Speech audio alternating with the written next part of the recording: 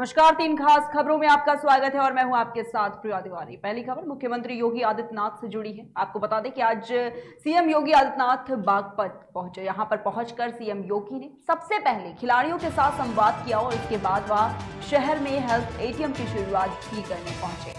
और आपको बता दें कि आज सीएम योगी आदित्यनाथ की सुरक्षा के लिए 9 एसएसपी, 15 सीओ, 30 इंस्पेक्टर, 250 एएसआई, 30 महिला एएसआई, 580 हेड कांस्टेबल और कांस्टेबल, 35 महिला कांस्टेबल और 50 यातायात पुलिसकर्मियों को लगाया गया। और इनके अलावा 3 कंपनी पीएससी और 4 फायर टेंडर भी तैनात हैं। सीएम योगी आदित्यनाथ सुबह करीब 10:30 बजे पुलिस लाइन में हेलीकॉप्टर से पहुंचे और भाजपा नेताओं व अधिकारियों ने उनका जोरदार स्वागत किया। और वहां से सीएम योगी आदित्यनाथ सीधे मवी कला गांव पहुंचे, जहां पर उन्होंने किसान इंटर कॉलेज में स्टेडियम का निरीक्षण किया।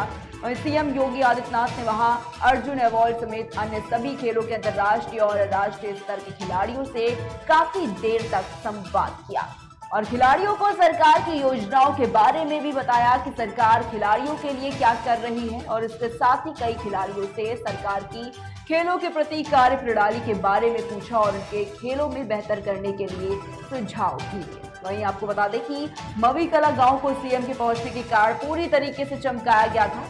तो वहां पर कल तक जितनी भी समस्याएं थी उनको एक ही दिन में दूर कर दिया गया। और सीएम योगी आदित्यनाथ इसके बाद सामुदायिक स्वास्थ्य केंद्र बागपत का निरीक्षण करने पहुंचे और इसके बाद वह कलेक्ट्रेट में प्रबुद्ध जनों और जनप्रतिनिधियों के साथ आपको बता दें कि संवाद करेंगे और विकास कार्य और कानून व्यवस्था की भी आज समीक्षा करेंगे। वहीं सीएम के दौरे को देखते हुए शनिवार को दिन भर अधिकारी तैयारियों में जुटे रहे और जिन जगहों पर सीएम जाएंगे उन जगहों पर लगातार उनको चमकाया जा रहा और बागपत सीएचसी में जिस हेल्थ एटीएम का सीएम ने उद्घाटन किया है, आपको बता दें कि उससे लगभग 52 तरह की जांच की जाएगी और मशीन से एटीएम मशीन की तरह मरीज की जांच रिपोर्ट निकलेगी। और आपको बता दें कि आज प्रदेश के मुख्यमंत्री ने सीएचसी में इस हेल्थ एटीएम मशीन का उद्घाटन किया है।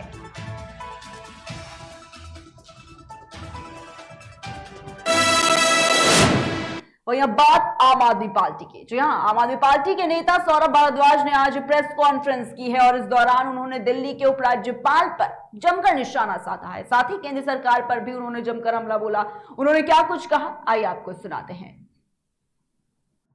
आप सबको इस बात की जानकारी होगी कि दिल्ली के माननीय उपराज्यपाल विनय सक्सेना जी लगभग रोज सुबह उठकर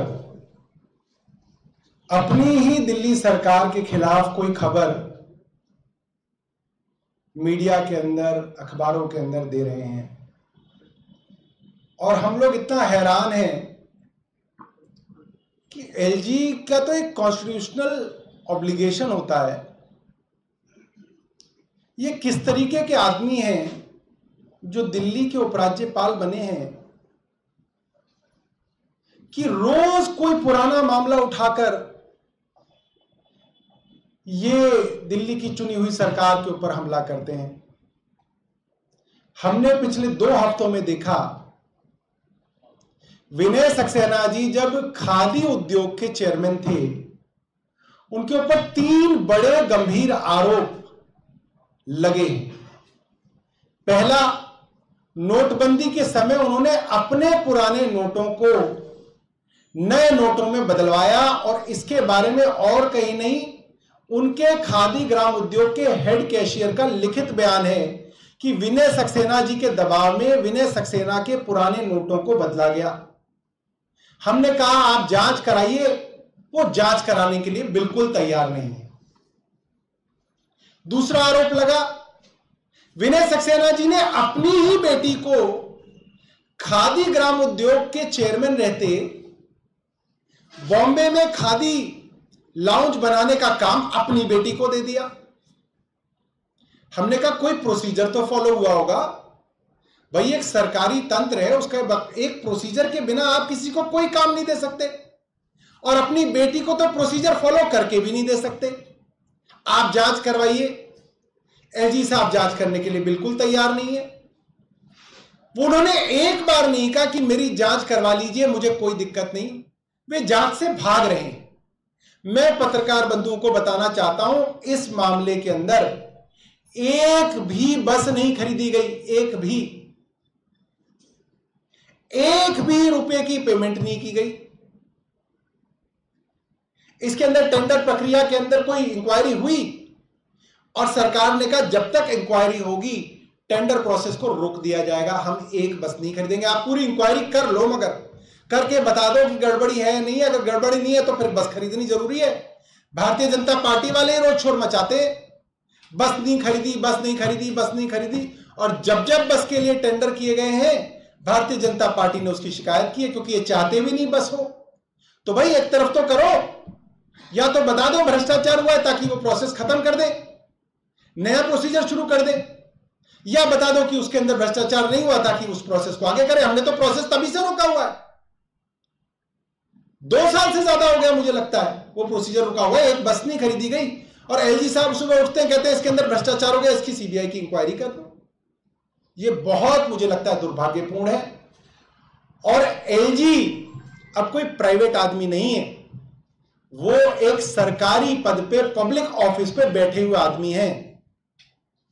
एक ईमानदार आदमी कहता है उस पे आरोप लगा, जांच कर लो।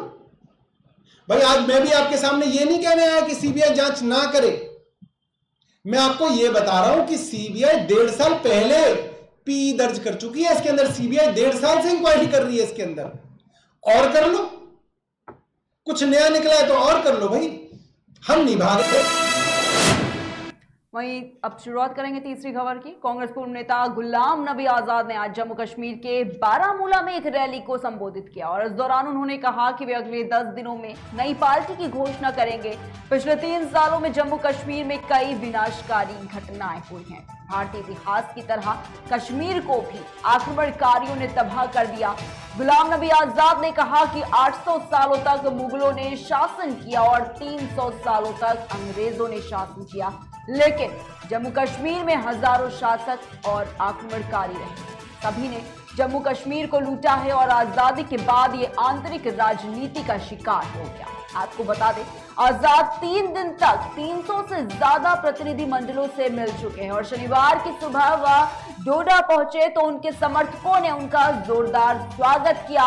डोडा में उन्होंने लोगों को विश्वास दिलाया कि वो जम्मू के लोगों के हक के लिए आवाज उठाएंगे। उन्होंने कहा कि जम्मू कश्मीर के लोगों के साथ जो नाइंसाफी हो रही है और उसके खिलाफ आवाज बुलंद की जाएगी। बताना चाहेंगे कि शुक्रवार को किश्तवाड़ में रैली के दौरान उन्होंने अपनी प्रस्तावित नई पार्टी का एजेंडा जो है वो सभी लोगों के सामने रखा और उन्होंने कहा कि वो एक नई पार्टी बनाने जा रहे हैं और जम्मू कश्मीर के इलाकों में जाकर लोगों की राय जान रहा हूं और लोगों की समस्याओं को सुन रहा हूं। आगे उन्होंने कहा कि पार्टी का नाम जनता के साथ विचार विमर्श करके ही रखा जाएगा। उन्होंने कहा कि नई पार्टी के एजेंडे को लेकर स्थिति साफ है, जिसमें जम्मू कश्मीर को पूर्ण राज्य का दर्जा बहाल कराना और स्थानीय लोगों की नौकरी और भूमि के अधिकार को सुरक्षित रखना है।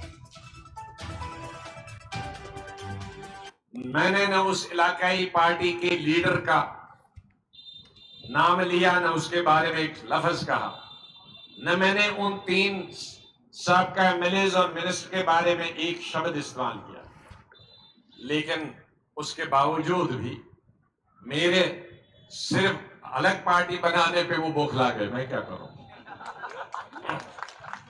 मैं नाम नहीं लेना चाहता। वो लोग जो हमें बदनाम करने की कोशिश है, उनकी रीच, उनकी अप्रोच सिर्फ ट्विटर पर है, कंप्यूटर पर है, एसएमएस पे है और इसीलिए जमीन से कांग्रेस। फिलहाल की खबरों में इतना ही। रुकते एक छोटे से ब्रेक के लिए, जल्द हाजिर होंगे। Feel the power of Indian.